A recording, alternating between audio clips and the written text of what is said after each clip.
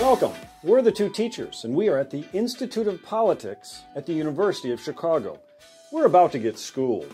You're invited to join our political repartee, candid conversations about American government and politics. Today we're talking with Congressman Steve LaTourette. Steve LaTourette served 9 terms representing the Cleveland area in the U.S. House of Representatives. Steve's service was characterized by a commitment to moderation, bipartisanship, and compromise.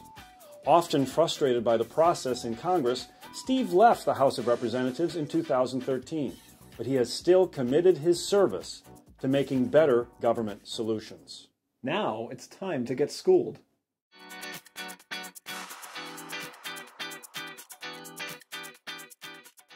Well, you know, the decision to run for public office, and Congress in particular, is based upon the fact that you have a couple of choices. You can either sit on the couch and complain about the government, or you can be involved in the government. And if you make the decision, as I did, that you like politics and you want to be on the inside, United States Congress is where all the action is.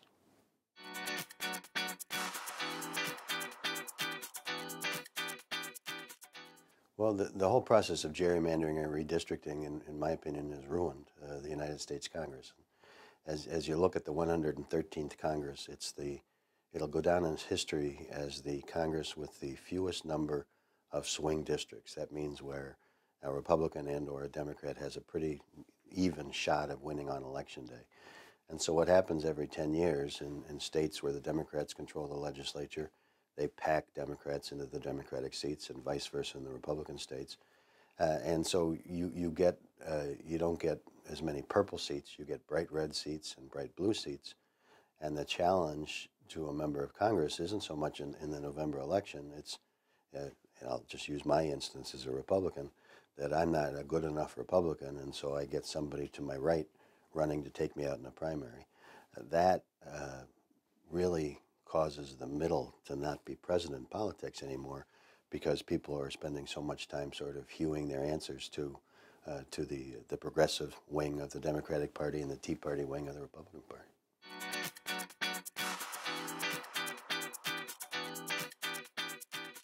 Well, constituent service for a member is handled, of course, back in the home state. And that's not a hard thing for a member to take care of, because as long as you surround yourself with good people. A lot of people think, oh, you're the member of Congress, you do it all. You don't do it all. You can't do it all. And you really have to have great staff. And so the staff in the district office, the expression in Washington is that the staff in Washington will help you write legislation, but the staff in Ohio gets you reelected, because they're the ones that gets grandma the Social Security check, gets the veteran the medals he or she deserves, gets people passports a couple years ago when there was a big problem with that. And so that, once you have the operation in place, really takes care of itself. The more difficult job is balancing between legislating and oversight. And if I had to say where the Congress doesn't do a very good job, it's in oversight, because we're only there 3 days a week, and that time is consumed with legislating, getting bills ready to go to the floor and amending bills and things of that nature. And so we really don't have enough time, nor we do, in my opinion, a good enough job sort of overseeing the federal government, which is our responsibility. And that's why you read in the newspaper some of these crazy things that happen from time to time.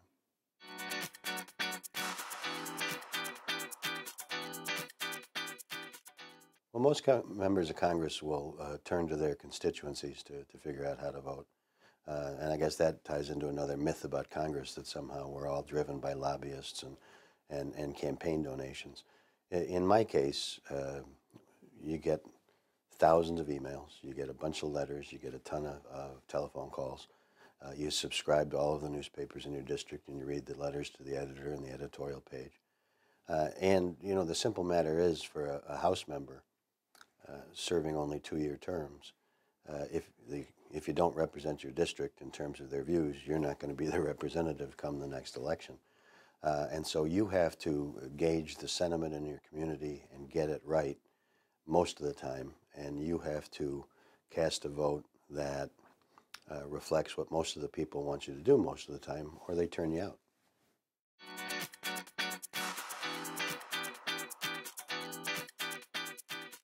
You know, the United States Congress as an institution is a great place, and I'm a proud institutionalist, believe in the institution.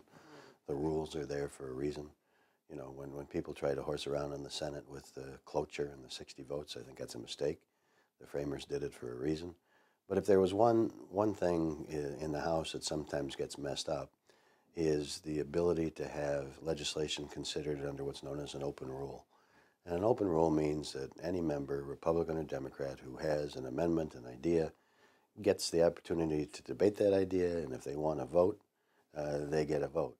And sadly, in several Congresses in which I served, both under a Democratic speaker and a Republican speaker, they've clamped down on that ability, and I don't think that that's fair. And so I would really like to see the rules of the House indicate that all bills are going to come to the floor under an open rule, understanding that that's going to be a long process. But you know what? Democracy is messy. It's not so pretty to look at sometimes, but that's the one thing that I'd do.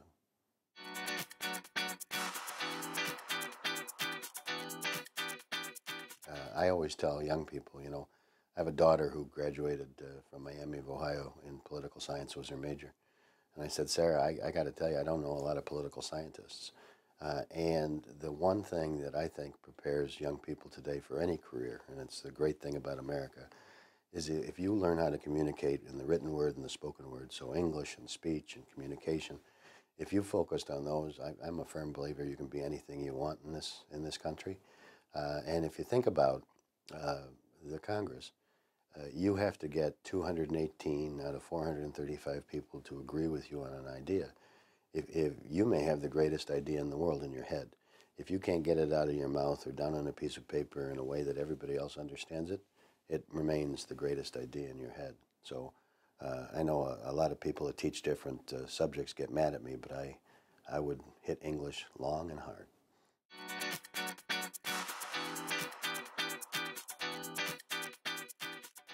At today's political repartee, we've learned 3 essential lessons. Congressman LaTourette taught us that being a member of Congress is not easy. A member of Congress has 3 distinct roles to play. The legislative process, of course we know that, but they also play the role of giving government oversight, and then that all-important constituent service. That staff back at home with the constituent service helps get the congressman reelected so that his staff in D.C. can then craft the laws. We also learned that there are certain institutional reforms that Congressman LaTourette would like to see. One of those is to have more open rules when bills come to the House floor. Open rules allow for a more deliberative process, more debate, more information to you and I, the voters. But he also told us that the makeup of Congress has really changed because of gerrymandering, really eliminating those moderate members from swing districts and heightening the partisanship of the House of Representatives. We also learned that members of Congress are extremely important. We need good public servants. We need people like Steve LaTourette.